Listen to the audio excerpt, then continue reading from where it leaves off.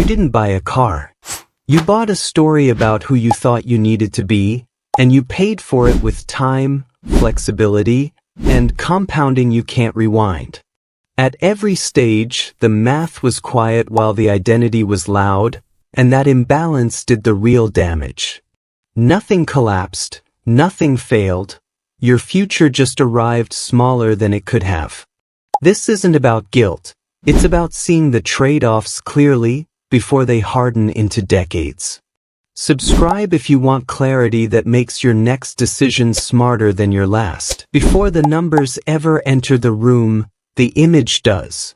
You picture the car before you understand the contract. It appears fully formed in your mind, parked in a driveway that feels larger than it is, reflecting a version of you that seems settled, deliberate, finished. This is not transportation. This is a verdict on your trajectory. You don't imagine traffic or depreciation, you imagine arrival.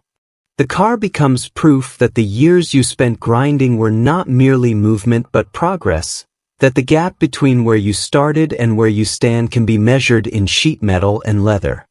The fantasy works because it borrows authority from visibility.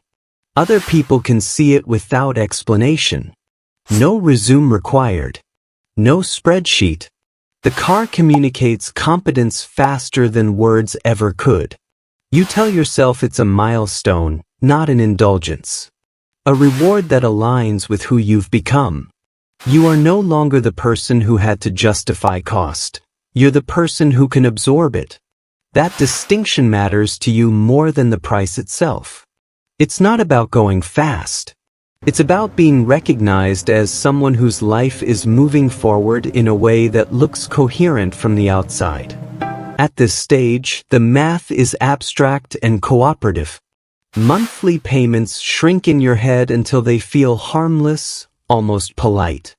Opportunity cost stays invisible because it doesn't announce itself with a test drive. You compare the car not to alternatives but to earlier versions of yourself. Younger you would have stared at this model like a museum piece. Present you can touch it. That contrast flatters you. It frames the purchase as continuity, not deviation. You aren't changing course, you're confirming it. What tightens the grip is how clean the story feels. Hard work converts into an object. Time converts into status. Ambiguity disappears. The car promises emotional closure that your career never quite delivers. Promotions are slow, praise is diluted, money accumulates quietly. The car is immediate. It arrives all at once and announces that something has been decided. You imagine driving it at night, alone, not because you enjoy driving but because solitude inside an expensive object feels like control. It suggests mastery over both space and self.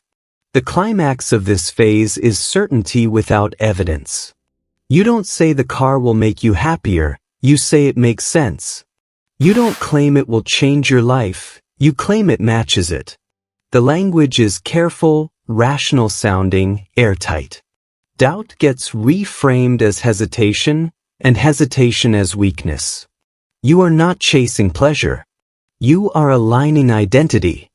And then the aspiration settles into something solid enough to act on. The car stops being an idea and starts being a plan. At that moment, it has already done its real work.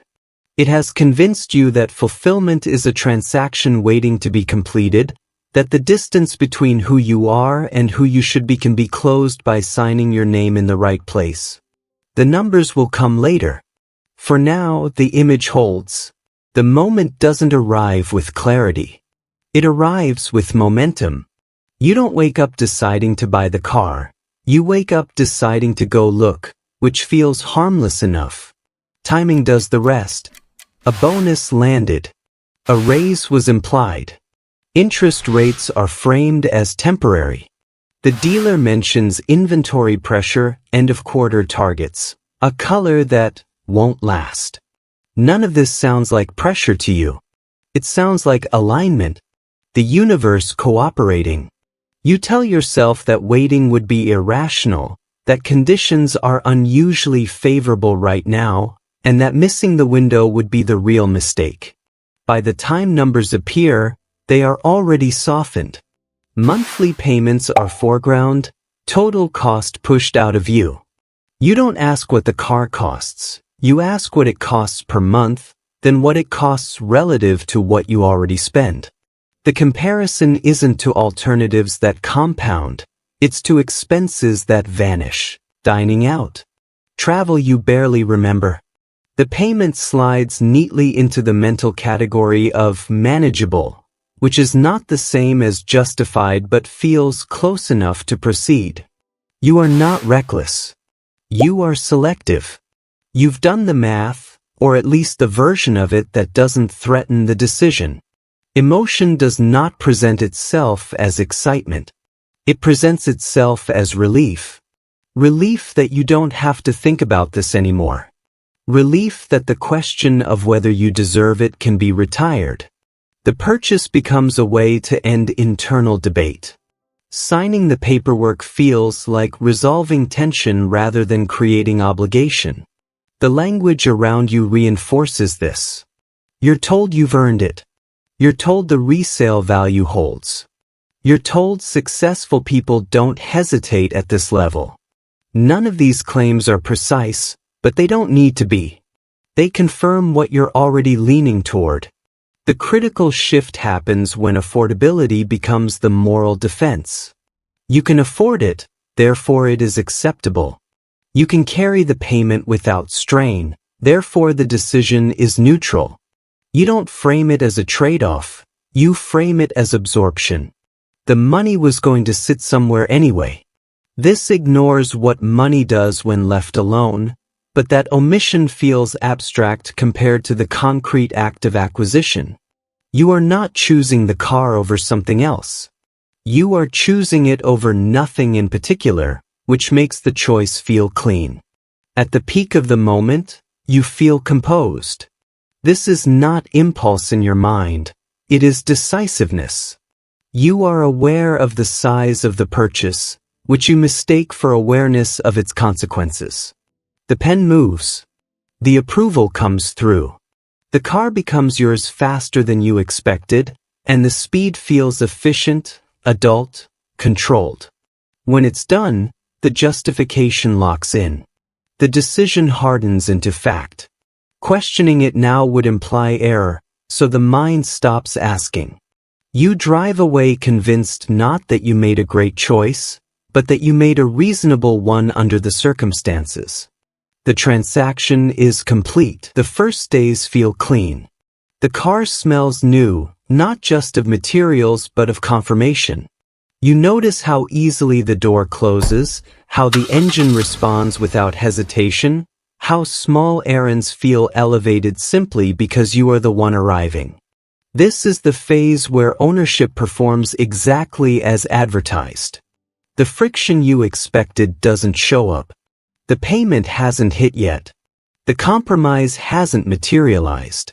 What exists instead is a steady, quiet satisfaction that you interpret as validation. You were right to move when you did. The decision appears settled. Context fills in around you. People notice. Some comment directly, others indirectly adjust how they speak to you. The car operates as a credential you didn't have to explain. You catch yourself parking more carefully, choosing routes that give you a few extra minutes inside it. None of this feels indulgent. It feels proportional. You didn't buy excess, you bought quality. You didn't stretch, you optimized. These distinctions matter because they protect the identity you're maintaining. Someone disciplined who happens to own something nice, not someone compensating. As the days pass, the pleasure becomes procedural.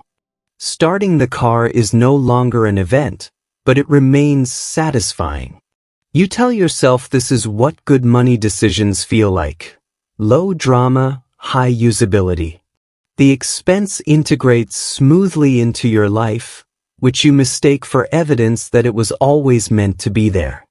You don't calculate what the money would be doing elsewhere because there is nothing urgent demanding that comparison. Your cash flow still works. Your lifestyle still fits.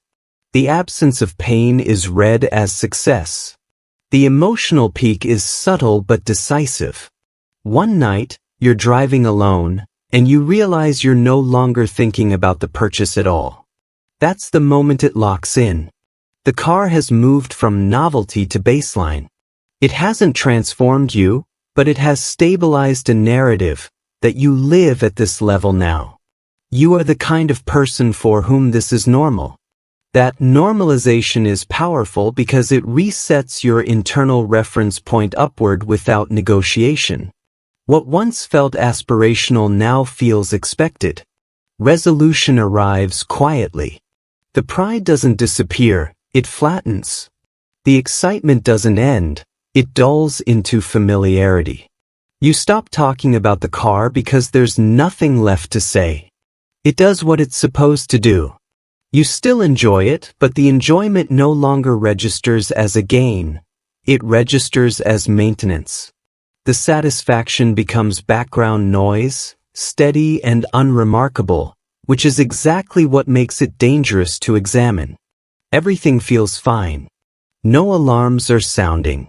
From the inside, early ownership looks like proof that nothing was sacrificed, that the equation balanced itself. And because nothing feels wrong yet, there's no reason in your mind to look any closer. The shift doesn't announce itself. It starts with small adjustments that register as maturity rather than constraint. Insurance renews higher than expected. Maintenance stops being hypothetical and starts appearing on your calendar. Tires wear faster than you assumed they would. None of this feels alarming because each cost arrives alone, framed as routine, framed as responsible ownership. You absorb them without protest because they don't threaten your day-to-day stability. You tell yourself this is what having assets looks like, even though the asset never produces anything back. Context tightens as time passes. The payment is no longer invisible. It has settled into your monthly structure, occupying a fixed position that doesn't flex when other priorities arise. You begin to notice how often decisions now route around it. Travel plans get delayed, not canceled, just postponed until a better month. Investing feels less aggressive than it used to, not because you changed your philosophy, but because available surplus narrowed quietly. You don't feel poorer, you feel less fluid. The distinction matters because it keeps discomfort below the level of urgency. The progression is subtle but cumulative. You start keeping the car longer than planned because replacing it would mean restarting the cycle. You become more careful with mileage, not for efficiency but for resale optics. The object that once represented freedom now imposes preservation behavior. You are managing it, protecting its value, adjusting your habits around its needs. None of this is dramatic enough to call regret. It's just friction, distributed thinly enough that it doesn't provoke action. The trade-offs sharpen when comparison returns. You notice peers making moves that require slack, switching roles, taking time off, investing earlier. Their decisions aren't better, they're simply less encumbered. You calculate what your payment represents annually, then over 5 years, then against conservative market returns. The math is not catastrophic, but it is unflattering. The car hasn't ruined anything. It has just quietly redirected momentum. That realization lands slowly because it doesn't come with pain, only with a dull sense of inefficiency. The climax arrives not as panic but as recognition. 1 month, an opportunity appears that would require flexibility you no longer have without reshuffling priorities. You can still say yes, but the yes now has edges. It would mean dipping into reserves or extending timelines elsewhere. You pause longer than you used to. The hesitation surprises you. This is when the ownership cost becomes real, not as dollars spent, but as optionality reduced. Resolution settles in as acceptance rather than reaction. You adjust expectations downward without formally admitting it. You redefine enough to match the structure you've built.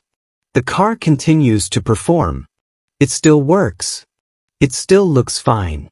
But it now sits inside a larger equation you didn't calculate at the beginning, one where the cost is not the payment itself, but the gradual narrowing of paths that once felt open. Nothing is broken. Nothing demands fixing.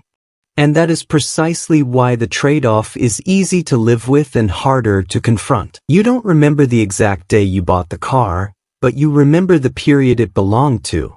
It sits in your memory next to other choices that felt sensible at the time and unremarkable afterward. The details have faded, the color, the trim, the numbers, but the shape of the decision remains. Looking back now, distance strips away the justifications and leaves only scale. Not how expensive it was, but how long it stayed with you. Years compressed into a line item that quietly consumed time, attention, and capital while you were busy living inside it. With hindsight, context sharpens. You can now see the years where your income rose but your leverage didn't. The stretches where saving felt slower than it should have, where optionality narrowed even as experience grew. The car wasn't the cause of stagnation, but it participated. It absorbed surplus during the exact window when surplus mattered most. Compounding didn't fail you. It was simply underfunded. You weren't reckless. You were early, and early mistakes don't feel like mistakes because nothing breaks immediately. As you replay the math now, it's not dramatic. No single year stands out as disastrous. The regret doesn't come from loss. It comes from comparison. You calculate what consistent investment would have looked like over the same period, using conservative assumptions. You notice how little discipline it would have required, how few sacrifices were actually necessary. The contrast is uncomfortable because it reveals that the trade-off wasn't between pleasure and deprivation. It was between visible status and invisible momentum. The emotional peak arrives when you realize how final the timing was. You can still earn, still save, still invest, but the multiplier is gone. Time no longer works as aggressively in your favor. The same effort produces smaller results. The car didn't take everything. It took the most valuable years to take. That's the part you didn't understand then and can't correct now. You didn't just spend money. You spent early capital, when capital was loudest. Resolution doesn't come as self-blame. It comes as clarity. You stop arguing with the past because the past doesn't respond. The decision made sense inside the constraints and identity you were operating under. You wanted to feel established before you were mathematically secure. The car delivered that feeling on schedule. What it couldn't deliver was permanence. The status expired quickly. The payments ended eventually. The opportunity cost stayed. From this distance, the regret is quiet but precise. You don't wish you had driven something worse. You wish you had understood the asymmetry. That some uses of money echo forward while others vanish on contact. The car gave you years of adequacy. The alternative would have given you decades of leverage. You see now that the real cost wasn't visible when you signed, and that's why it worked. Not because you were foolish, but because you were human, measuring success in ways that felt solid at the time and turned out to be temporary.